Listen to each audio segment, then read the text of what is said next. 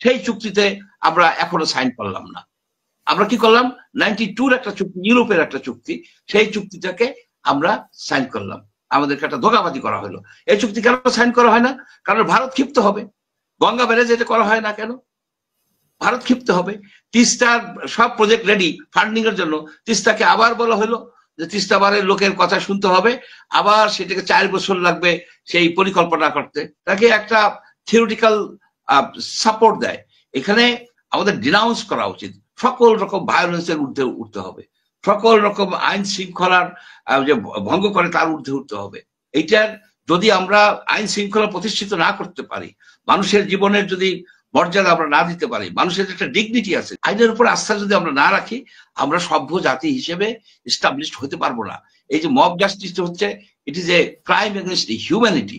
একটা লোক জানে না, মব জানে, মব চিনেও না তাকে, যে তাকে পিটিয়ে মেরে ফেলাই দিতেছে। এটা তো ছিল আপনার স্বাধীন হওয়ার পরেও, কিন্তু মব জাস্টিস ছিল। ভারত পাকিস্তানের কথাটা একটু আগে ই করি। জেনারেল সাহেব কারেক্ট কথা বলছেন। এইখানে সবচেয়ে বড় যে সমস্যাটা হয়েছে যে আপনার সিন্ধু চুক্তি সারা পৃথিবীতে যতগুলি পানি চুক্তি হয়েছে তার মধ্যে 2টা চুক্তিকে ধরা হয় মডেল এবং খুব প্রশংসিত। একটা হচ্ছে সিন্ধু চুক্তি, যেটা ওয়ার্ল্ড ব্যাংকের মধ্যস্থতায় 1960-তে হয়েছে পাকিস্তান এবং ভারতের ভিতরে। 3টে ওয়ার হয়েছে, কিন্তু এই চুক্তি হয় নাই, বাতিল হয় নাই বা কোনো সমস্যা হয় নাই এই 60 বছরে। আর একটা হলো মেকং নদী চুক্তি। আপনার এখন এই যে সিন্ধু চুক্তি কিন্তু কোনো পক্ষ বাতিল করতে পারে না, সেই জন্য এরা কিন্তু বাতিল করতে পারে না, সাময়িক স্থগিত রাখছে, অ্যাট অ্যাবিয়েন্স রাখছে, সাময়িকভাবে স্থগিত করছে।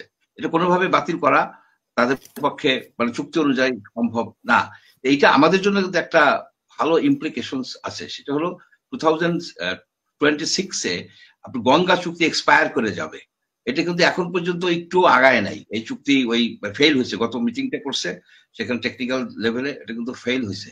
আমাদের চুক্তি কিন্তু আমার কাছে ধারণা হচ্ছে আমার ব্যক্তিগতভাবে যে ভারত এই চুক্তি রিনিউ করবে না। তিস্তা তো করবেই না, চুক্তি করবে না, এই গঙ্গা চুক্তিও রিনিউ করবে না। সেই জন্য কিন্তু একটা অল্টারনেটিভ করা হয়েছিল যে গঙ্গা ব্যারেজ। আপনারা কিন্তু হয়তো শুনছেন যে গঙ্গা ব্যারেজ ছিল পাংশার, রাজবাড়ির পাংশার ওই জায়গায় আপনার একটা ব্যারেজ করা এবং 2 পাশ উঁচা করা, যার ফলে পানি ধরে রাখা যেত। বর্ষাকালে পানি ধরে রাখতো, সেই পানি গ্রীষ্মকালে আপনার ওই পানিকে আপনার ছেড়ে দিত, তাতে নদীগুলিতে পানি থাকতো, বায়োডাইভার্সিটি রিস্টোর্ড হইতো, স্যালারিটিকেও আপনি সাউথ ওয়েস্টের নদীগুলি স্যালারিটিটাকেও আপনি ঠেকাইতে পারতেন। কিন্তু আনফর্চুনেটলি সেইটাকে ভারতের মানে বাধার কারণে শেখ হাসিনা ওটাকে ক্যান্সেল করে দিচ্ছে, বলে টেকনিক্যাল ফল্ট বলে। আমি ওই প্রজেক্টের যারা পিডি তাদের সাথে আলাপ করছি, সেখানে কোন রকমের টেকনিক্যাল কোনো ফল্ট নাই। এই গভর্নমেন্ট আসার পরে আমার ধারণা ছিল যে তারা ওই প্রজেক্টটা ইমপ্লিমেন্ট করার চেষ্টা করবে, কারণ ভারত হচ্ছে নদীর ব্যাপারে, পানির ব্যাপারে একটা অবিশ্বস্ত বন্ধু। তারা কখনো এই কথা রাখে নাই। নদীর পানিকে, প্রবাহকে জিও পলিটিক্যাল উইপন হিসেবে ইউজ করা যায়। তো এবারও দেখতেছেন আমাদের যতগুলি নদী আছে, এই যে বলা হয় যে 53টা ভারতের সাথে আমাদের আন্তঃ বর্ডার নদী, আসলে 123টা নদী, 123 রিভার্স। এগুলি চারদিকে ভারত বিভিন্ন রকম হাইড্রোলজিক স্ট্রাকচার তৈরি করে রাখছে। বর্ষার সময় পানি বেশি দিয়ে দেয়। এই যে মাননীয় চিফ অ্যাডভাইজার সাহেব বললেন কিন্তু যে ফেনীর বন্যা, এটা কিন্তু অস্বাভাবিক বন্যা ছিল। ইজ রাইট, এটা অস্বাভাবিক বন্যা ছিল। তারা এমন ভাবে পানি ছাড়ছে এই বন্যার সাথে, ন্যাচারাল বন্যার সাথে সাথে এটা ডিভাস্টেটিং এফেক্ট হয়েছে ফেনী অঞ্চলে এই বন্যাটার। এই তারা বিভিন্ন স্ট্রাকচার করে রাখছে, জিও পলিটিক্যাল উইপন হিসেবে তারা ইউজ করে। সুতরাং আমাদের হইতে হবে কি, ভারতের উপরে কোনো আস্থা না রেখে পানি দিলে দিবে, না দিলে না দিবে, কিন্তু বর্ষাকালে তো পানি আটকে রাখতে পারবে না, আমাদের পানিকে ধরে রাখতে হবে। আমরা সেটা গ্রীষ্মকালে অর্থাৎ বৈশাখ জ্যৈষ্ঠী, চৈত্র বৈশাখ জ্যৈষ্ঠী এই সময়কালটা যখন পানির খুব দরকার হয়, ওই সময় আমরা এটাকে ইউজ করব। তার জন্য যদি 50 বছর লাগে, 50 বছর ধরেই আমাদের এগুলি ধীরে ধীরে করে আসতে হবে। এই যে self sufficiency in water management, এইটাই হওয়া উচিত আমাদের একটা মূল নীতি, কিন্তু এটা আমরা করতেছি না। আমাদের এই সরকার শেখ হাসিনা পানি নীতি যা ছিল ঠিক সেইটাই করে যাচ্ছে। আপনি দেখেন যে 1997-এর যে ইন্টারন্যাশনাল ওয়াটার কোর্সের যে চুক্তিটা, যে চুক্তির মাধ্যমে আমরা ইন্টারন্যাশনাল কোর্টে যাইতে পারি বা আন্তর্জাতিক ভাবে আমাদের নদীর বিষয়গুলো তুলে ধরতে পারি, সেই চুক্তিতে আমরা এখনো সাইন করলাম না। আমরা কি করলাম, 92 একটা চুক্তি, ইউরোপের একটা চুক্তি, সেই চুক্তিটাকে আমরা সাইন করলাম, আমাদেরকে একটা ধোঁকাবাজি করা হলো। এই চুক্তি কেন সাইন করা হয় না? কারণ ভারত ক্ষিপ্ত হবে। গঙ্গা ব্যারেজ এটা করা হয় না কেন? ভারত ক্ষিপ্ত হবে। তিস্তার সব প্রজেক্ট রেডি ফান্ডিং এর জন্য, তিস্তাকে আবার বলা হলো যে তিস্তা বারের লোকের কথা শুনতে হবে, আবার সেটাকে 4 বছর লাগবে সেই পরিকল্পনা করতে। What is this? আমাদের তো ধারণা ছিল শেখ হাসিনার কে সরানোর পরে, তার সরানোর পরে সে ভারত বন্দনা ছিল তার, সেটা করছে, কিন্তু আমরা এখন করি কেন? এই জিনিসগুলি কিন্তু আমাদের আপনার চিন্তা করতে হবে।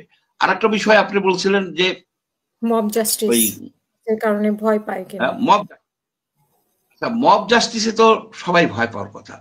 কিভাবে মব ক্রিয়েটেড হবে, কে মব ক্রিয়েট করে ফেলবে, কি হবে না হবে, এটা তো যে কোনো লোকের ভয় পাওয়ার কথা। এখানে আপনার বাড়িতেও তো ডাকাতি হয়, মব জাস্টিস। গ্রামের দিকে তো মব জাস্টিস হচ্ছে, ঘেরাও করে বাড়িঘর লুটপাট করে নিয়ে যাচ্ছে, ঢাকায় হচ্ছে।